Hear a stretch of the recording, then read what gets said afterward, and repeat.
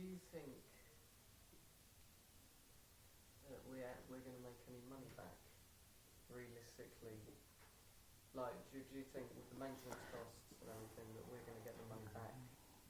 Yeah. To the point that we'll get a profit? Yeah. Okay.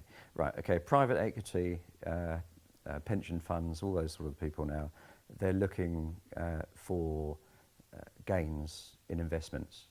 At the moment, the stock market is very overpriced.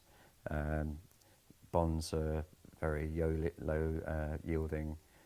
All these traditional areas of investment are now fairly well exhausted, and the advice has been given to them: infrastructure projects are the way forward, especially if they're toll driven, which this would be. The government could also fund this, also put a toll in. I'm a firm believer that this needs to be tolled. It has to be tolled, because that's how we're going to manage the traffic. There's a place in France called Ile-de-Ré, and that had a fixed link bridge put into there. It's an island, it's Ile-de-Ré. And the bridge opened up tourism, and it increased 600% in the first year. And after the bridge was paid through the tolls, the government said, we don't need to toll it anymore because it's paid for. And the islanders said, for God's sake, please keep the tolls. If we don't toll this bridge, we're gonna be overrun in the summer by all the tourists. So they agreed, and the islanders now have it for free. If they live there, they have it for free. But the people who even live only a mile away from the bridge on the mainland, they have to pay. They're really annoyed. But yeah, the islanders are islanders, and the people on the mainland still have to pay. So I think this will always be tolled. It'll make us an exclusive island as opposed to an excluded island at the moment. And the tolls, the revenue that come through,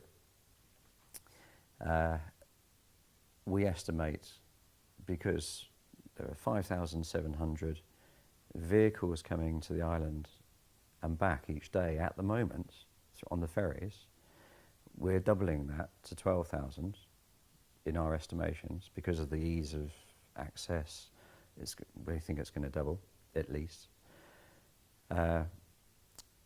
We believe that there's a revenue each year of 180 million.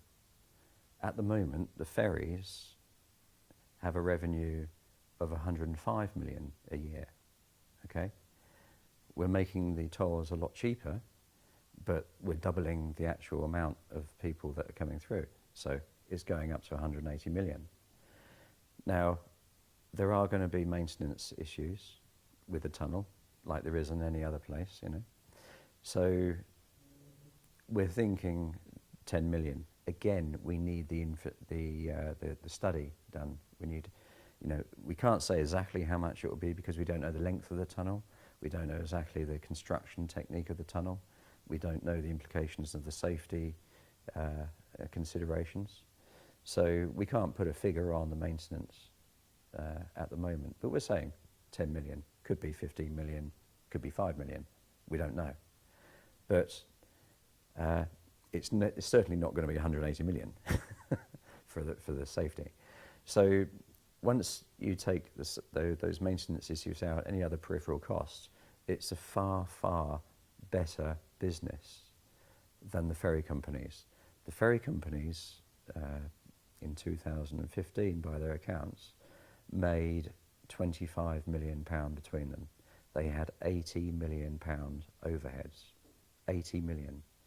They employ hundreds and hundreds of people, mostly of which are from the mainland. There's only 200 on the island. So we estimate that there's a £13 million wage bill each year that we have to pay in our fares going across the island, which is in itself a tax for a non-productive element to the transport. It doesn't produce anything, but we're paying a tax of 13 million each year. So when you get back to the the money that will be made on this tunnel, anybody that manages it or constructs it, they're going to make some money from the tolls. We'll be doing better because our tolls will be far cheaper than the ferry fares. The depreciation of the asset will be far slower because you've got ferry companies that last 20, 25 years. The ferries actually last that long. The tunnel will be guaranteed for well over 100 years. So it's guaranteed for over 100 years. You've got Victorian tunnels or whatever, they're still operating, and those are the construction techniques in those days. You know, imagine how long this tunnel is going to last. So it's going to be there pretty much forever. We're going to have to replace things like sprinkling systems, lighting systems, all that sort of stuff. But it's far less depreciation than a ferry and all the marshalling areas that you need either end of the ferry companies. You know? It's a much, much more efficient way of doing things, and there's far more profit involved if anybody wants to take this on, including the ferry companies. You know, Prudential, who own Red Funnel, they're a profit-motivated company, as you can see by the prices of the ferry fares. You know, they need to appease their shareholders. If they go back to their shareholders and say, look, this is a fixed link, we could evolve here, we've been doing this for nearly 200 years, the ferries, why can't we try this? Let's look at the figures, let's see if it works, let's invest in this. This time, though, the Department for Transport is going to be part of the British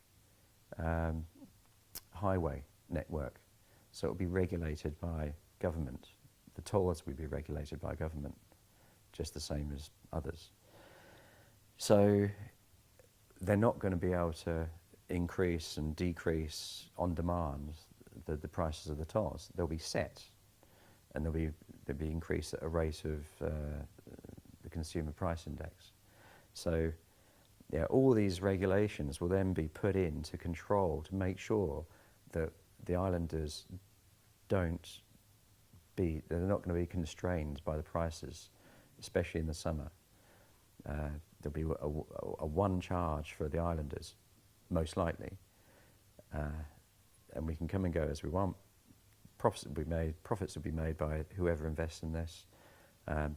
There aren't any losers apart from the two ferry companies if they maintain that they want to hold on to the ferries rather than invest in the fixed link.